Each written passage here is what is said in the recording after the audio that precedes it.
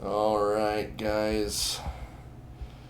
Now it's time to head back into it. We're going to check the spaceport again. And old James is offering to buy us a drink.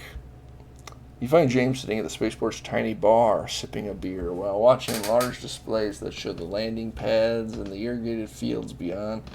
The displays are supposed to make the underground building feel less claustrophobic. This is one of the least habitable planets in the galaxy, but if it doesn't kill us instantly, then someone's tried to settle it. He pauses for a moment while gazing at one of the displays. You spot a sandstorm picking up in the far distance as the workers in the fields hastily finish their work before it arrives. Care for a drink? Yes? Oh, yes, sure. He buys you a beer. It tastes a little stale, but it's not the worst beer you've ever had. You can't help but feel sorry for the people who work here, so isolated and cut off from even the basic amenities you took for granted on New Boston. Anyway, says James, would you be willing to take me on one more journey? It's time for me to head for that retirement home. Of course, James. We've stuck with you this far. Once again, you walk back to your ship with James. Once you get there, as he's stowing his luggage, you pull up the information your computer has on Hestia. It's one of the paradise worlds, terraformed to have a perfect climate, accessible only to the very wealthy. You wonder whether James is going to be able to fit in a place like that. This planet doesn't look so bad. But alright, we're going here. And I guess we'll just go around the horn. See if we have any missions.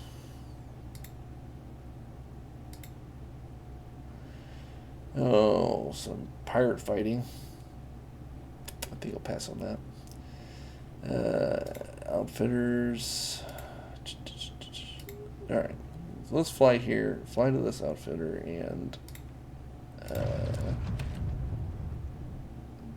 maybe we can get some more information on the system. We'll buy a map. Maybe we'll get some of that mining gear that James was talking to us about. See if we can't make ourselves a million. Cool. Pay off our ship. Buy some new ones. Become the wealthiest young captain in the galaxy. Alright. Outfitter. I want to buy a map. Ooh. Look at these engines. Oh, I'm sure that they don't cost 120,000. Oh my gosh. These engines alone cost more than my entire ship. These are some of the best engines in this part of space. But for now, we don't need any of that. We do need one of these. Asteroid scanner. 6 outfit space. Good, but it costs 61,000 credits. We currently have 78,000 credits. And only 4 outfit space free. So we need to find a way to do this. This is a different thing. So energy capacity is how much energy storage your ship has whenever it's exerting itself. You'll fill it up all the way whenever you land, but otherwise you're limited to how much you produce, either from solar panels or from a power generator. Well, we only use at peak like 68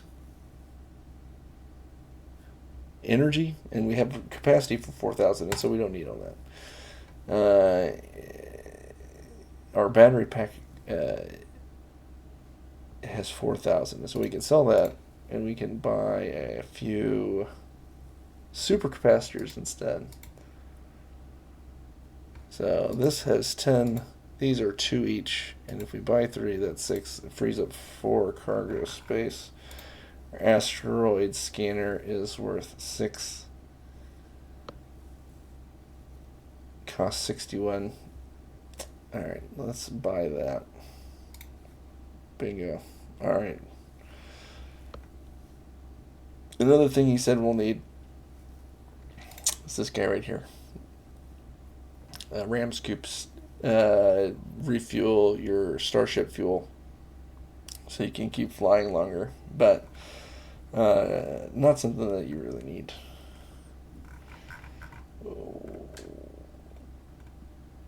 I think that's it for now. That will also do something fun. You go to the map, you go to the outfitters, and you drop down all the way down here. Different minerals that you encounter will now be showed on the map. So the current one that we're in contains titanium and lead. But you can see when you come across a more expensive mineral and you know where it's located, then you can harvest those up. Might as well pick up some titanium over here before we jump to the next systems, and we can fill our 15,000 or 15 tons of cargo space. I could also get a mining laser. I'm not planning on doing any fighting anyway. It is 10,000 more. So it would cost me like 20,000 to trade in both beam lasers for mining lasers. That might be something worth doing.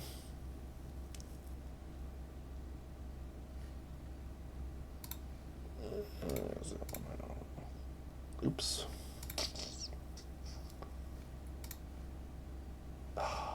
Didn't account for the stupid output capacity issue. That's just what happens. Alright. You know, we don't need to go that fast.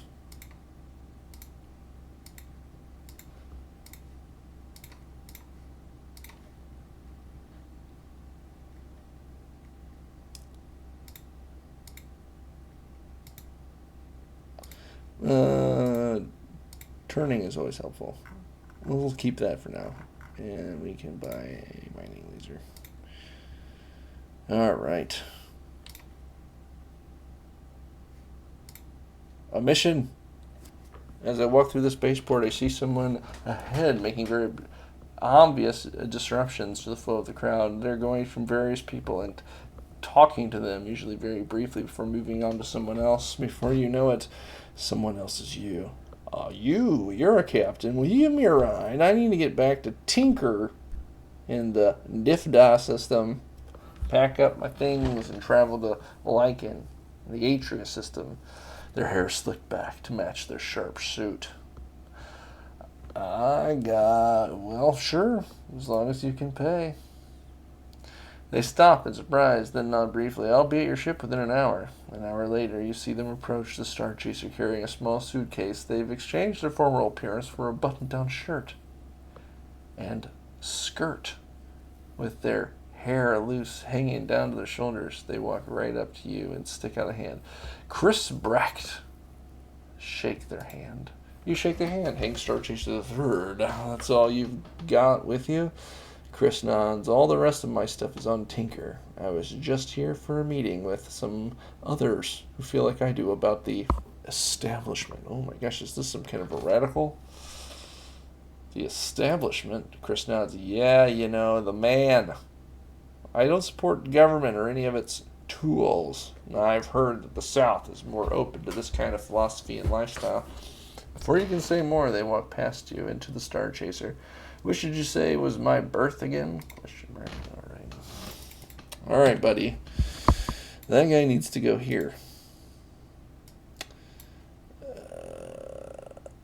First? No. Deliver time.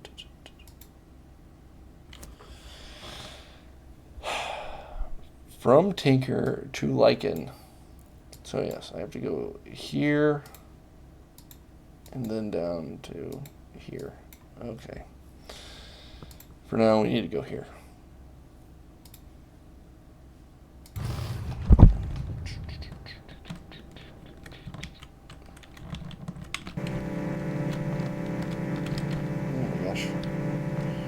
Maybe we did need to be faster.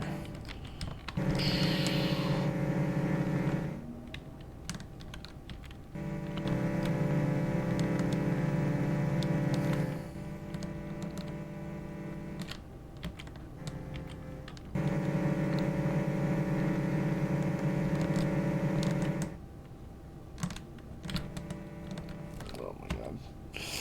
Alright, well, I'm going to punish you with this. Well, we can go ahead and land.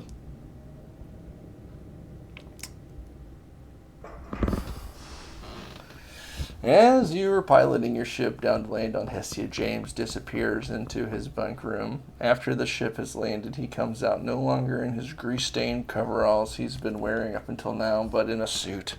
As a lifelong textile worker, you automatically note that the suit is made of real wool, very finely woven, and that it has been tailored to fit him. He smooths down the front of the suit distractedly, and then looks at his hands as if unsure where to put them. "How do I look?" he asks. You look great, James." "Let's hope the locals think so," he says. There's an awkward pause. You're unsure of how to respond, and he says this. "Thing is, this here planet is the one of the most exclusive retirement communities in the galaxy. Plenty of the locals are probably worth more than 1 billion credits, but they're mostly financial or business types or old money. I'm rich enough to be here, but I just hope they're willing to socialize with someone who made his fortune flying a ship. Before you go, is there anything else you'd like to ask me about being a new pilot?" "Oh, let's see. Have you ever met any aliens?" "I've spoken to the Quarg a few times." "Oh, there's aliens in this solar system, in this galaxy? What captain hasn't?"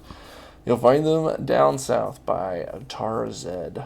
I haven't met any other aliens." He pauses for a moment. "As far as I'm aware, that is. But I'm sure they're out there, if you go looking hard enough.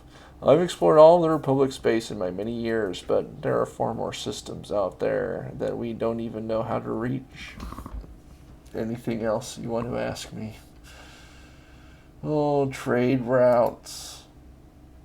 Dirt belt to Earth, selling food. Where do I go to avoid pirates? Stay near these paradise worlds. Where can I find the well-paying jobs? Getting jobs more having space to accept the good jobs." Alright, that's fine. We don't need to go through all that. He pays us 30K and goes on about his day. Oh my gosh. Walking through the spaceport, you hear a voice behind you saying, "Excuse me, Captain, can you..." You turn around to see a woman trying to flag you down. Her hairdo is tall and somewhat confusing. Her high heels are also tall and are giving her considerable trouble as she walks towards you. "You look like the sort of captain I can trust," she says. "My darling Pookie has been visiting her aunt on Shroud, and it's time for her to come home. But she's not used to space travel, and it scares her. I would feel so much better if you could go pick her up and bring her back here. Can you do that for me?" You can't help noticing that the jewelry she's wearing probably costs as much as a small fighter craft. This job sounds easy and has the potential to be quite lucrative. And of course we accept, as we accept every mission. You tell her that you'd be glad to assist, and then you can personally assure her that no harm will come to Pookie while on board your ship. She thanks you and gives you contact information for her aunt in the system. Oh, sounds great. Alright, no more missions, no more feats.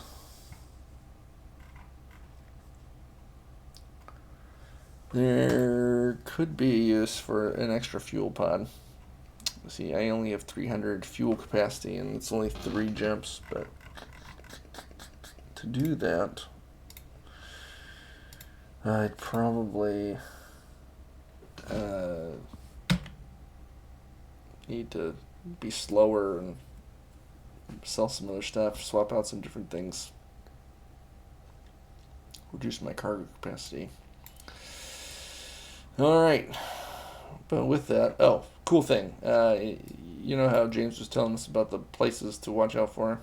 Well, the map had some features that you can click on that shows you different things like danger level in the systems.